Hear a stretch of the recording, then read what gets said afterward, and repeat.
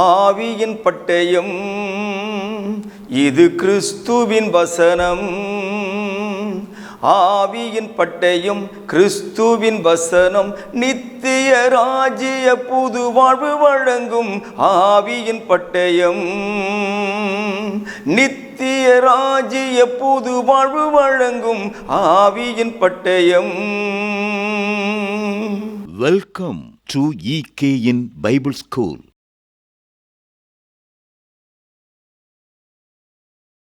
கர்த்தராகிய இயேசு கிறிஸ்துவினுடைய நாமத்தினாலே EKN பைபிள் ஸ்கூல் நிகழ்ச்சிக்கு உங்களை வரவேற்பதிலே நான் மிகுந்த மகிழ்ச்சி அடைகிறேன். வாருங்கள், நாம் இந்த பாடத்துக்கான தலைப்புக்குள்ளாக நாம் கடந்து செல்லுவோம்.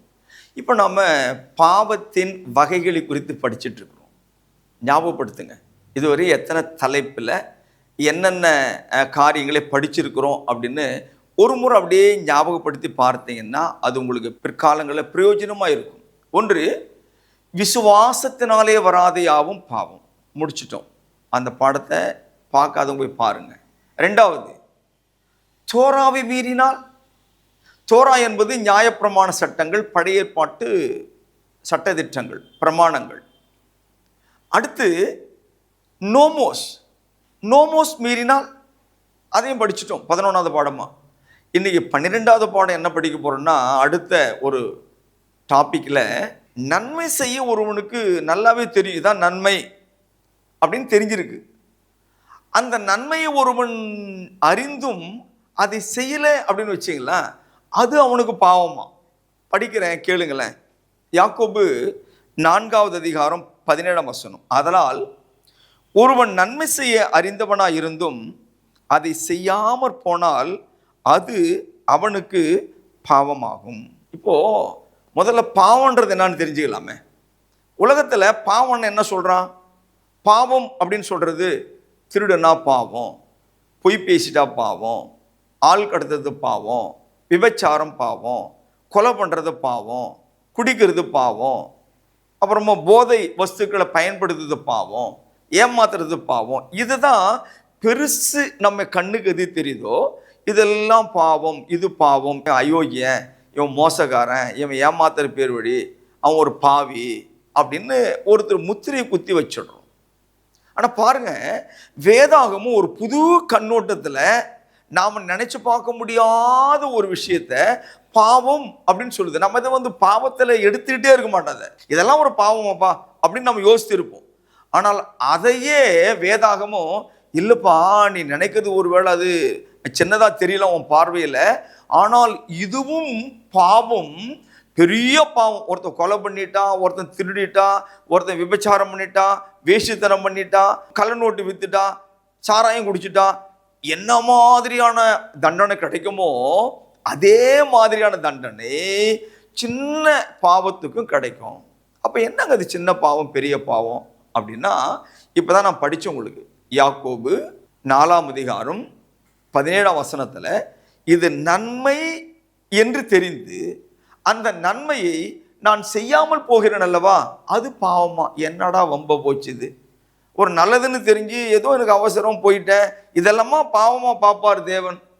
இப்போ உதாரணமாக நம்ம ஒரு வழியில் போயிட்டு இருக்கிறோம், ஒரு மனுஷன் அங்கே மயங்கி கிடக்கிறான் அல்லது விழுந்து கிடக்கிறான். அந்த மனுஷனை பார்த்துட்டு நான் அவனுக்கு ஒன்றும் செய்யலைங்க, நான் பாட்டில் என் வழியை நான் என்னுடைய அவசர வேலை போயிட்டு இருக்கிறேன். ஆனால் தேவன் என்ன சொல்கிறாரு, நான் அந்த மனுஷனுக்கு எந்த தீமையும் செய்யலை. புரிஞ்சுக்குங்க, நான் எந்த தீமையும் செய்யலை. அவனை இழுத்து கொண்டு போய் நடு ரோட்டில் வீட்டில் அவனுக்கு வேற எதுவும் நான் தீமையான காரியம் செய்யலை. நான் அவனை பார்த்தேன், என் வேலை இருக்குது, நான் போயிட்டு இருக்கிறேன். ஆனால் அதை வேதம் அதை பாவம் என்று சொல்லுகிறது. உதாரணத்துக்கு லூக்கா அப்படின்ற சுவிசேஷ புத்தகம் உங்களுக்கு நல்லா தெரியுமே. நான் சொல்லும்போது நீங்கள் பேசியிருப்பீங்க, ஆமாம்மா இதை போய் தான் பேச போகிறீங்க அப்படின்னு. ஆமாம், நீங்கள் நினைக்கிறது தான் நான் பேச போகிறேன். 10ஆம் அதிகாரத்தில் உங்களுடைய வேதாகமத்தை புரட்டி கொண்டு வசனம் 30லிருந்து நான் வாசிக்கிறேன், அதை நல்லா கவனிங்க. இயேசு பிரதியுத்தரமாக, ஒரு மனுஷன் எருசலேமிலிருந்து எரிகோவுக்கு போகையில் கள்ளர் கையில் அகப்பட்டான். அவர்கள் அவன் வஸ்திரங்களை உரிந்து கொண்டு அவனை காயப்படுத்தி, நல்ல கவனிங்க, குற்றுயிராக விட்டு போனார்கள். சாகலை. அவன் எருசலேம் வந்து எரிகோவுக்கு போகிறான். அங்க ஒரு திருடர்கள் அவனை பார்த்துட்டாங்க. அவன் துணியெல்லாம் கழட்டிட்டாங்க. அவனை அடிச்சு காயப்படுத்தி அவனை சாகடிக்கவும் இல்லை. அவன் உயிர் போறணும் வரணுமா அப்படி உயிருக்காக அவன் துடித்து கொண்டிருக்கிறான். அங்க மயங்க நிலையில் அவன் இருக்கிறான். இப்போ 2 பேர் அந்த வழியா போகிறார்கள். யாரு அப்படின்னா ஆசாரியர். அவர் அந்த நாட்களிலே ஊழியத்துல தலைமைப்படத்தில் இருக்கிறவர். அந்த ஆசாரியன் அப்படி போகும்போது அங்கே விழுந்து கிடக்கிறவன், குற்றூராய் இருக்கிறவனை அவன் நேரடியாக அவன் கண்கள் பார்க்கிறது. ஆனால் பார்த்துட்டு அதன் பக்கமாய், தூரமாக விடலைங்க, அது பக்கமாய் விலகி போனான் என்று 31ஆம் வசனம் சொல்லுகிறது. அப்பொழுது தற்செயலாய் ஒரு ஆசாரியன் அந்த வழியே வந்து அவனை கண்டு பக்கமாய் விலகி போனான். அப்படியே ஒரு லேவியனும் அந்த இடத்துக்கு வந்து அவனை கண்டு பக்கமாய் விலகி போனான். 2 பேரும் அவன் பார்த்தாங்க, ஒன்றும் செய்யல. இதை நீங்க மனசுல வைங்க, எந்த தீமையும் அவனுக்கு செய்யல, எந்த கெடுதலும் செய்யல. ஆனா அவனுக்கு ஏதாகிலும் ஒன்று செய்ய முடியும். இதை செய்தால் அவன் பிழைத்துக் கொள்ள வாய்ப்பு இருக்கிறது, அவன் மறுபடியும் உயிர் பெற வாய்ப்பு இருக்கிறது அப்படின்னு அவங்களுக்கு தெரிந்தும் அதை செய்யாம போயிட்டாங்க இல்லையா? அது தப்பு தானே, அது பாவம் தானே. இப்போ இன்னொருத்தர் குறித்து பேசுகிறது. யார் என்றால் ஒரு சமாரியன். 33ஆம் வசனம் வாசிக்கிறேன், கவனிங்க. பின்பு சமாரியன் ஒருவன் பிரயாணமாய் வருகையில் அவனை கண்டு மனது உருகி கிட்ட வந்து அவனுடைய காயங்களில் எண்ணெயும் திராட்சரசம் வார்த்து காயங்களை கட்டி அவனை தன் சுய வாகனத்தின் மேல் ஏற்றி சத்திரத்துக்கு கொண்டு போய் அவனை பராமரித்தான். இப்போ இவன் அந்த நபரை பார்க்கும்போது, 3ஆவதான இந்த சமாரியன், இவனை என்னால் காப்பாற்ற முடியும், நான் இந்த உதவி செய்தால், நான் இந்த முதலுதவி அவனுக்கு நான் செஞ்சா நிச்சயமா அவன் உயிரை நான் காப்பாற்ற முடியும் அப்படின்னு தெரிந்து கொண்டு அவனுக்கு தன்னால என்ன செய்ய முடியும் என்று பார்த்தான். அவன்கிட்ட திராட்சை எண்ணெய் இருந்துச்சு, அவன்கிட்ட திராட்சை ரசம் இருந்தது, காயங்களை கட்டக்கூடிய சில உபகரணங்கள் அவன்கிட்ட இருந்தது. போனா எல்லாத்தையும் துடைச்சான், திராட்சத்தை பார்த்தான், காயங்களை கட்டினான், அவன் சுய வாகனத்தில் ஏற்றி கொண்டான், சத்திரத்துக்கு கொண்டு போனான், அவனை பராமரித்தான். அடுத்து சத்திரக்காரனை அவன் அழைத்து, இவனை பார்த்து கொள்ளுங்கள். 35ஆம் வசனத்துல, மறுநாளில் தான் புறப்படும் போது 2 பணத்தை எடுத்து சத்திரக்காரன் கையில் கொடுத்து, நீ இவனை விசாரித்துக்கொள், அதிகமாய் ஏதாகிலும் இவனுக்காக செலவழித்தால் நான் திரும்பி வரும்போது அதை உனக்கு தருவேன் அப்படின்னு சொல்லிட்டான். இப்ப பாருங்க, ஆசாரியனுக்கும் அவனுக்கு நன்மை செய்யக்கூடியதான வாய்ப்பு இருந்தது, லேவியனுக்கும் அவனுக்கு நன்மை செய்யக்கூடியதான வாய்ப்பு இருந்தது.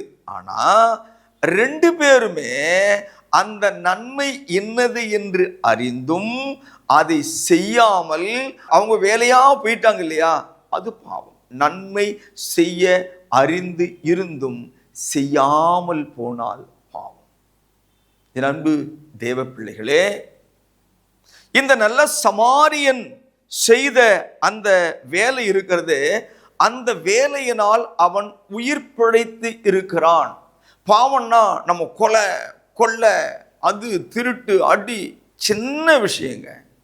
உங்க பக்கத்து வீட்டில் இருக்கிறவங்களுக்கு உங்களால ஒரு வேலை செய்ய முடியும் அல்லது தேவை என்று இருக்கும்போது, அது உங்களால் செய்ய முடிந்தால் அதை செய்யாமல் போவீர்களானால் அது தேவனுடைய பார்வையிலே மிக பயங்கரமான பாவம் என்பதை இந்த நாளிலே நீங்கள் புரிந்து கொள்ளுங்கள். இந்த பாவத்தினுடைய வரிசையில விசுவாசத்தினால வராதையாவும் பாவம், நியாய பிரமாணத்தை மீறுவது பாவம். இப்போ படித்து கொண்டிருக்கிற தலைப்பு, நன்மை செய்ய அறிந்தவனாய் இருந்தும் அதை செய்யாமல் போவது பாவம். என் அன்பு தேவ பிள்ளைகளே, இந்த பாவம் ஆண்டவராகிய இயேசு கிறிஸ்துவானவர் சுவிசேஷ புத்தகத்துல வேற மாதிரி ஒன்று சொல்றாரு. ஏன் நான் மற்றவங்களுக்கு நன்மை செய்யணும்? மத்தேயு எழுதின சுவிசேஷத்துல 25வது அதிகாரம் 42 முதல் 45 வரை நான் வாசிக்க, கவனமாக என்னோடு கூட வேத வாக்கியங்களை கேளுங்கள். அப்பொழுது இடது பக்கத்தில் நிற்கிறவளை பார்த்து, அவர் சபிக்கப்பட்டவர்களே, என்னை விட்டு பிசாசுக்காகவும் அவன் தூதர்களுக்காகவும் ஆயத்தம் பண்ணப்பட்டிருக்கிற நித்திய அக்கினியிலே போங்கள். இதுக்கு அவர் கொடுக்கிற காரணம் என்ன? அதாவது இடது பக்கத்தில் கொஞ்சம் பேர் நிற்கிறாங்க. அவங்கள பார்த்து இயேசு என்ன சொல்றாரு? நீங்கள் சபிக்கப்பட்டவர்கள் என்று சொன்னார். சபிக்கப்பட்ட நீங்கள் என்னோடு கூட எந்த பங்கும் எந்த பாத்தியும் வைத்துக் கொள்ள முடியாது. நீங்கள் உங்களுக்காக நியமிக்கப்பட்டிருக்கிற நித்திய ஆக்கினைக்கு போங்க அப்படின்னு அவங்களை சபித்து விரட்டுகிறார். அவங்க என்னங்க அப்படி பாவம் பண்ணிட்டாங்க? கொலை பண்ணாங்களா? விபச்சாரம் பண்ணாங்களா? வேசித்தனம் பண்ணாங்களா? களவாடினார்களா? குடித்தார்களா? வெறித்தார்களா? அன்பு தேவ பிள்ளைகளே, கொஞ்சம் யோசிங்க. அவர் கொடுக்கிற காரணம் என்ன பாருங்களேன். 42 வசனம், பசியா இருந்தேன், நீங்கள் எனக்கு போஜனம் கொடுக்கவில்லை. தாகமா இருந்தேன், நீங்கள் என் தாகத்தை தீர்க்கவில்லை. அந்நியனா இருந்தேன், நீங்கள் என்னை சேர்த்து கொள்ளவில்லை. வஸ்திரம் இல்லாதவனாய் இருந்தேன், நீங்கள் எனக்கு வஸ்திரம் கொடுக்கவில்லை. வியாதி உள்ளவனாயும் காவலில் அடைக்கப்பட்டவனாயும் இருந்தேன், நீங்கள் என்னை விசாரிக்க வரவில்லை என்பார். அதாவது என்ன சொல்றாரு? நான் பசியாய் இருக்கும் போது உனக்கு என் பசி தெரியல. எனக்கு ஒரு வாய் கஞ்சி ஊத்த உன்னால முடிஞ்சிருக்கும் இல்ல, ஒரு வாய் ஒரு பிடி சோறு உன்னால் எனக்கு கொடுத்திருக்க முடியும் இல்ல. அப்போ என்னுடைய பசியை ஆற்றக்கூடிய வாய்ப்பு உனக்கு இருந்தும் அதை செய்யாமல் போனா இல்லையா, அப்ப நீ சபிக்கப்பட்டவன் அப்படிங்கிறாரு. இதுல ஏதாயிலும் அவனுக்கு விரோதமா அவன் கையில் இருக்கிற சாப்பாட்டு பிடிங்கிட்டு வந்துட்டாங்க அப்படின்னு சொல்றாரா? என் கையில ஒரு நல்ல பிரியாணி பொட்டலம் வச்சுட்டு இருந்தேன், நான் ரொம்ப பசியா இருந்தேன், என் பிரியாணி நீ அப்படியே பறிச்சுட்டு ஓடிட்ட அப்படியே சொன்னாருங்க. நான் ஒரு 2-3 துணி புதுசாக கொண்டு வந்து அப்படி பார்த்துக்கிட்டே இருந்தேன், நீ திடீர்னு 2 துணியும் பிடிங்கிட்டு போயிட்ட அப்படி சொன்னாருங்களா? இல்லை. இந்த நபர்கள் பசி உள்ளவனுக்கானாலும் சரி, தாகம் உள்ளவனுக்கானாலும் சரி, அந்நியனுக்கானாலும் சரி, நிர்வாணியாய் இருந்தவனுக்கானாலும் சரி, வியாதி உள்ளவனாய் இருந்தானே அவனுக்கானாலும் சரி, காவலில் அடைக்கப்பட்டிருந்தானே அவனுக்கானாலும் சரி, எந்த தீமையும் செய்யவில்லை, எந்த எதிரடியான காரியத்தையும் செய்யவில்லை. அவன் பசியா இருக்கான்னு தெரியும், இவன் வேலையை அவன் பார்த்துட்டு போயிட்டான். இவன் தாகமா இருக்கான்னு தெரியும், அவன் வேலையை அவன் பார்த்துட்டு போயிட்டான். என்ன? அவனுக்கு உதவி செய்யல, அவனுக்கு செய்ய வேண்டிய நன்மையை செய்யல. அன்பானவர்களே, நாம் எத்தனை நேரங்களில் எத்தனை சூழ்நிலைகளில் இது போன்ற மிக சின்னது அப்படின்னு நினைச்ச இந்த காரியங்கள் மிகப்பெரிய பாவமாக நிற்கிறது பாருங்கள். நான் மறுபடியும் 41வது வசனத்தை உங்களுக்கு வாசித்து காண்பிக்க விரும்புகிறேன். அப்பொழுது இடது பக்கத்தில் நிற்கிறவர்களை பார்த்து அவர், சபிக்கப்பட்டவர்களே, என்னை விட்டு பிசாசுக்காகவும் அவன் தூதர்களுக்காகவும் ஆயத்தம் பண்ணப்பட்டிருக்கிற நித்திய அக்கினியிலே போங்கள் என்று சொன்னான். அவன் என் எதிராளி தான், என் துரோகி தான், என் சத்துரு தான், எனக்கு ஆகாதவன் தான்.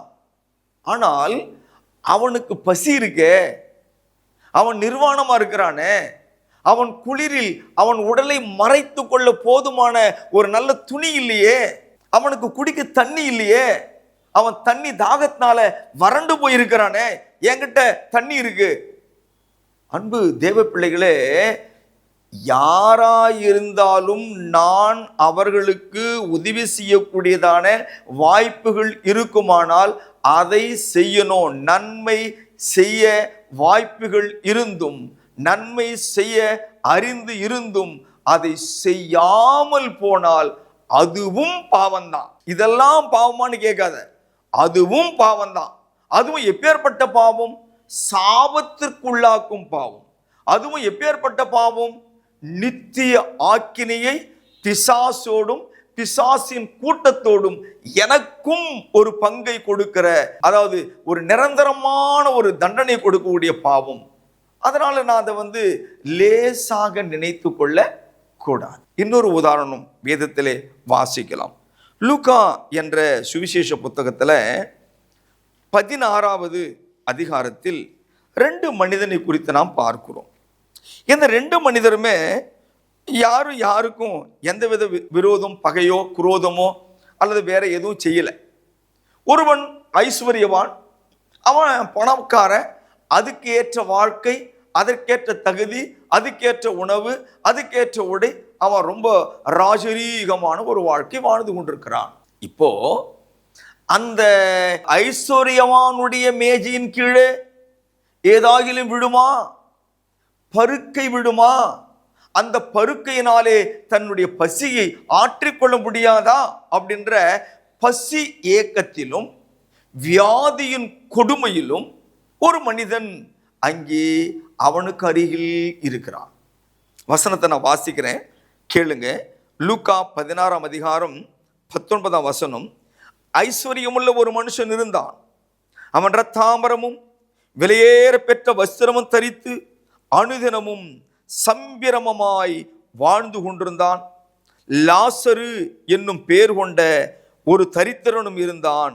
அவன் பருக்கள் நிறைந்தவனாய் அந்த ஐஸ்வர்யவானுடைய வாசல் அருகே கிடந்து அவனுடைய மேஜையில் இருந்து விடும் துணிக்கைகளாலே தன் பசியை ஆற்ற ஆசையாயிருந்தான். நாய்கள் வந்து அவன் பருக்களை நக்கிற்று. மறுபடியும் நான் ஒன்று சொல்றேன். லாசருவை பார்த்து இந்த ஐஸ்வர்யவான் ஏன் என் வீட்டு வாசல்ல உட்கார்ந்துட்டு இருக்கிறான், அவனை நாயெல்லாம் நக்கிட்டு இருக்குத, அவனை அப்புறப்படுத்துங்க, அவனை தூக்கி தூரம் வீசுங்க அப்படின்னு சொல்லல. எந்த தீமையும் அவனுக்கு செய்யல. ஆனால் அவன் பசியா இருக்கிறான் என்று ஐஸ்வர்யவான் நன்றாகவே அறிந்து வைத்திருந்தான். அவன் பணக்காரன். அவன் இந்த பிச்சைக்காரனுக்கு ஒருவேளை சாப்பாடு போடுவதனாலே அவன் பணம் குறைந்து போகாது. ஒருவேளை ஆகாரம் அவனுக்கு கொடுக்கறதுனால அவனுக்கு ஒன்றும் ஆயிடாது. அவனால கொடுக்க முடியும், கொடுக்கக்கூடிய அந்த வழியும் அவனுக்கு தெரியும். ஆனால் அவனுக்கு நன்மை செய்யல, தீமையும் செய்யல. அதே நேரத்தில் அவன் தேவை என்னது என்று இவன் அறிந்தும் அது செய்யாம போயிட்டான். அது பாவம் தானே, அது அநியாயம் தானே. குடும்பங்களில் சில பேர் வசதியாக இருப்பாங்க, ரொம்ப ஏகபோகமாக வாழ்ந்துட்டு இருப்பாங்க. பெத்த அம்மா பசியில் பட்டினியில் ஒட்டு துணியோடு கூட எங்கன்னா ஒரு ஓரத்தில் உட்கார்ந்துட்டு இருக்கும். அம்மா தான் கேட்க மாட்டாங்க. குறிப்பாக அம்மாக்களை விட இந்த மாமியார் மாமனார்னு ஒரு உறவு வருது பாருங்களேன். இந்த மருமகன்ற ஒருத்தர் வருவாங்க தெரியுங்களா, கணக்கிலே வச்சுக்க மாட்டாங்க, கணக்கிலே வைக்க மாட்டாங்க, விசாரிக்க மாட்டாங்க. என்னங்க, யார் நீங்க, எங்க வந்தீங்க, எப்போ வந்தீங்க, எப்படி இருக்கிறீங்க, நல்லா இருக்கிறீங்களா, விசாரிக்க மாட்டார்கள். சகோதரர்களே, இதை நாம் என்ன நினைக்கிறோம் அப்படின்னா, இதெல்லாம் ஒன்றும் கிடையாதுங்க, இதெல்லாம் பெருசு கிடையாதுன்னு நினைக்கிறோம். இதெல்லாம் பெருசு இல்லைன்னு நினைக்கிறோங்க நம்ம. ஆனால் ஒன்று தெரிஞ்சுக்கங்க, உன்னுடைய நீ விசாரிக்கிறதுனால அவங்களுக்கு கொடை வர போறது இல்லை. நீ விசாரிக்காம போறதுனால அவங்களுக்கு அந்த கொடையை இழந்து போக முடியாது. ஆனால் உன்னுடைய அன்பான வார்த்தையினால் அவர்கள் இருதயம் தேற்றப்படுமே. உன் தாய் தேற்றப்படுவாளே, உன்னை பெற்ற தகப்பன் தேற்றப்படுவானே, உன்னோடு கூட பிறந்த உன் சகோதரி, உன் சகோதரன், உன் இரத்த சம்பந்தமான உறவுகள், நீ ஒரு வார்த்தை எப்படி இருக்கிற அப்படின்னு கேட்டா போதுமே, அந்த ஒரு வார்த்தையே அவங்களுக்கு ஏதோ ஒரு பூஸ்டா இருக்கும். அவங்களுக்கு ரொம்ப ஒரு பெரிய ஒரு எனர்ஜி கிடைக்கும். அதை செய்ய முடிந்திருந்தும் கூட, அப்படி கேட்கணும் அப்படின்னு அறிந்திருந்தும் கூட அதை கேளாமல் போகிறோமே, அது மிகப்பெரிய பாவம் என்று வேதம் சொல்லுகிறது. நான் பசியா இருந்தேனே, என்னை நீ விசாரித்தாயா, என்னை நீ விசாரித்தாயா, நம்ம மத்தியில் படிச்சோம் இல்லையா? அதுபோல இங்கே தேவனுடைய வார்த்தை என்ன சொல்லுகிறது அப்படின்னா, நீதிமொழிகள் புத்தகம் 19ஆம் அதிகாரம் 17வது வசனம் சொல்லுகிறது, ஏழைக்கு இறங்குகிறவன் கர்த்தருக்கு கடன் கொடுக்கிறான். ஏழைக்கு இறங்குகிறவன் கர்த்தருக்கு கடன் கொடுக்கிறான் அப்படின்னு நீதிமொழிகள் 19ஆம் அதிகாரம் 17வது வசனத்திலே நாம் வாசிக்கிறோம். இப்போ ஒரு ஏழைக்கு நான் சகாயம் செய்வதன் மூலமாக, நன்மை செய்வதன் மூலமாக நான் கர்த்தருக்கு கடன் கொடுக்கிறவனாக தேவன் என்னை பார்க்காது, எனக்கே செய்தீர்கள் என்று பார்க்கிறார். இந்த ஏழைக்கு நீ என்ன பண்ணியோ, இந்த பரதேசிக்கு நீ என்ன செஞ்சியோ, அதை நீ எனக்கே செய்தாய் என்று மத்திய 25 நாம் படிச்சோம். அது கீழே படித்தா அது இருக்கும். அப்படின்னா அன்பானவர்களே, நாம் நம்முடைய வாழ்க்கையிலே மற்றவர்களை நாம் எப்படி யோசிக்கிறோம்? இப்போ நம்ம பாயிண்ட்டுக்கு வருவோம். ஐஸ்வர்யவான், லாசரு, ரெண்டு பேரும். ஐஸ்வர்யவான் லாசருவை திட்டினானா? திட்டலை. அடிச்சானா? அடிக்கலை. அவன் வாசல் உட்கார்ந்த நாய் அவனுடைய பருக்களை நக்குகிறது. ஒரு அசூசியான சூழ்நிலை. அவனை அப்புறப்படுத்தி தூரப்போ அப்படின்னு விரட்டினானா? விரட்டலை. எதுவுமே செய்யல. ஆனால் அவனுக்கு ஒரு நன்மை செய்ய இந்த ஐஸ்வர்யவனால் முடிந்திருக்கும். அவன் செய்யல. அவனுடைய பலன் என்ன அப்படின்னு பார்த்தீங்கன்னா, ரெண்டு பேரும் ஒரே நாளில் மரிக்கிறார்கள். அப்படி மரிக்கின்ற சூழ்நிலையிலே, இவங்க ரெண்டு பேரும் மரிக்கிற சூழ்நிலையிலே ஆபிரகாமின் மடியிலே லாசரு போகிறான், வேதனை உள்ள பாதாளத்திலே அந்த ஐஸ்வர்யவான் போகிறான். காரணம் என்ன? நான் ஏற்கனவே படிச்சு காட்டினேன் இல்லையா? மத்திய 25:41 படிச்சோமே, என்னை விட்டு அகன்று போ, நீ சபிக்கப்பட்டவன், நான் பசியா இருந்த எனக்கு நீ சாப்பாடு, உனக்கு நல்லது எதுன்னு தெரிந்தும் நீ செய்யாம போயிட்ட, அது உனக்கு பாவம். அப்போ பாவம் என்றால் என்ன? நான் ரொம்ப நல்லவங்க, எனக்கெல்லாம் அந்த பழக்கம்லாம் கிடையாதுங்க, எனக்கெல்லாம் அந்த அந்த சுபாவம் எல்லாம் கிடையாதுங்க, நான் யாரையும் எதுவும் மோசடி பண்ணலைங்க அப்படின்னு நம்ம குணத்தை பற்றி பேசுகிறோமே. உனக்கு நன்மை என்று தெரிந்தும் அதை செய்யாமல் இருக்கிறாயே, அது பாவம் என்று இன்னைக்கு வேதம் சொல்லுது. கத்துக்கோ, தெரிந்து கொள். கிறிஸ்தவனே, கிறிஸ்தவளே, கர்த்தராகி இயேசு கிறிஸ்துவினுடைய சிலுவை உபதேசத்தை தெரிந்த நீ, கர்த்தராகி இயேசு கிறிஸ்துவினுடைய நற்செய்தியை தெரிந்திருக்கிற நீங்கள், அழிந்து போய் கொண்டிருக்கிற எத்தனை ஆத்துமாக்களுக்கு இயேசு நல்லவர் என்ற வார்த்தையை, இயேசு உனக்காக சிலுவையிலே மரித்திருக்கிறார் என்ற அந்த நற்செய்தியை சொல்லியிருக்கிறீங்க. நாம நினைக்கிறோம் அது ஏன் வேலை கிடையாது. என் நண்பன், என் தோழன், என் சக தொழிலாளி, என் பக்கத்து வீட்டுக்காரன் இயேசு நல்லவர் என்ற வார்த்தையை நான் சொல்வதினாலே, அந்த நன்மையான செயலாலே அவன் ஆத்துமா காப்பாற்றப்பட்டிருக்குமே. நாம நினைக்க கூடாதுங்க, அவன் ஆத்துமா காப்பாற்றப்பட்டிருக்குமே, அதற்கு நாம் இதுவரைக்கும் என்ன மாதிரியான அந்த நன்மைகளை செய்திருக்கிறோம்? ஜாலியா பேசுவோம், கிண்டலா பேசுவோம், நேரம் போறதே தெரியாம வயிறு குலுங்க சிரிப்போம், வயிறு குலுங்க சிரிப்போம், டைமே போறது தெரியாதுங்க. ஒரு நாள் இல்லை, நம்முடைய வாழ்நாள் முழுவதும் அவனுக்கு நான் தோழனா இருந்திருப்போம். ஒரு நிமிடம் கூட அவன் ஆத்துமாவை குறித்து யோசிக்காத நான் அதை யோசிங்க. இதுவரைக்கும் நண்பனுக்கு நான் கிறிஸ்தவனே நான் காட்டிக்க விரும்பல, இதுவரைக்கும் என்னோட கூட இருக்கிற சமுதாயத்திற்கு நான் கிறிஸ்தவன் என்றே காட்டிக்கொள்ள விரும்பல. அப்படின்னா அது எவ்வளவு பெரிய தப்புன்னு பாருங்களேன். உனக்கு நன்மை என்பது என்னன்னு தெரியுமே, இயேசு நல்லவர் என்று அவனுக்கு சொல்லி கொடுத்தா அவன் மனம் திரும்புவான், ஒருவேளை அவன் ரட்சிக்கப்படுவான் என்று உனக்கு நன்றாக தெரிந்திருக்குமே. அப்படியானால் அதை செய்யாமல் இருப்பது பாவம்தானே? அதை செய்யாமல் இருப்பது பாவம். நான் ஏற்கனவே சொன்ன மாதிரி 1 தீமோத்தேயு 5:8 தன் சொந்த குடும்பத்தை விசாரிங்க. அம்மாவை பாருங்க, அப்பாவை பாருங்க, அவங்க முகத்தை பாருங்க, எப்படி இருக்கிறீங்கப்பா, எப்படி இருக்கீங்க அம்மா, கேளுங்க. தங்கையை பாருங்க, விசாரிங்க. அக்காவை பாருங்க, விசாரிங்க. அண்ணனிடத்தில் விசாரிங்க. தன் குடும்ப உறவுகளிடத்தில் விசாரிங்க. அப்படி விசாரிக்கிறது அது உன் ஆத்துமாவை காப்பாற்றும், அழிவில் இருந்து காப்பாற்றும். அது உன் ஆத்துமாவுக்கு நித்திய ஜீவனை அளிக்கக்கூடிய ஒன்றாக இருக்கும். ஆகவே ஒருவன் நன்மை செய்ய அறிந்தவனாயிருந்தும் அதை செய்யாமல் போவது அது ரொம்ப ரொம்ப ரொம்ப பாவமான செயல். இப்போ ஒரு சபை கூடுதல் அப்படின்னு வச்சுக்கலாமே. ஞாயிற்றுக்கிழமை நம்ம சபைக்கு போகிறோம், சபையாக போகிறோம்.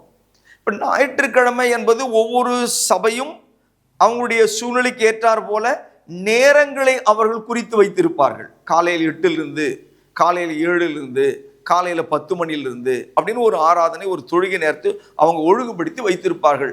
எனக்கு நல்லாவே தெரியும், இத்தனை மணிக்கு நான் சபை கூடி வரணும் அப்படின்றது சபையின் மூலமாக நான் அறிவுறுத்தப்பட்டிருக்கிறேன். அன்பு தேவ பிள்ளைகளே, நான் அங்கே போவதனுடைய காரணம் என்ன அப்படின்னா, தேவன் என்ன எதிர்பார்க்கிறார் என்று சொன்னால், எபேசியர் 5ஆம் அதிகாரத்தில் 19ஆம் வசனம் சொல்லுகிறது, சங்கீதங்களினாலும் கீர்த்தனைகளினாலும் ஞான பாட்டுகளினாலும் ஒருவருக்கொருவர் புத்தி சொல்லிக் கொண்டு உங்கள் இருதயத்தில் கர்த்தரை பாடி கீர்த்தனம் பண்ணுங்கள். அப்போ நான் சபைக்கு நேரத்தோடு போனாதானே இந்த காரியத்தை செய்ய முடியும். சபைக்கு நேரத்தோடு போகிறதுனால அடுத்த சகோதரனுக்கு அடுத்த சகோதரிக்கு ஆவிக்குரிய உற்சாகத்தை ஏற்படுத்தும். நான் நேரமா போனா என்ன பார்த்து அவங்களும் நேரமா வருவார்கள்.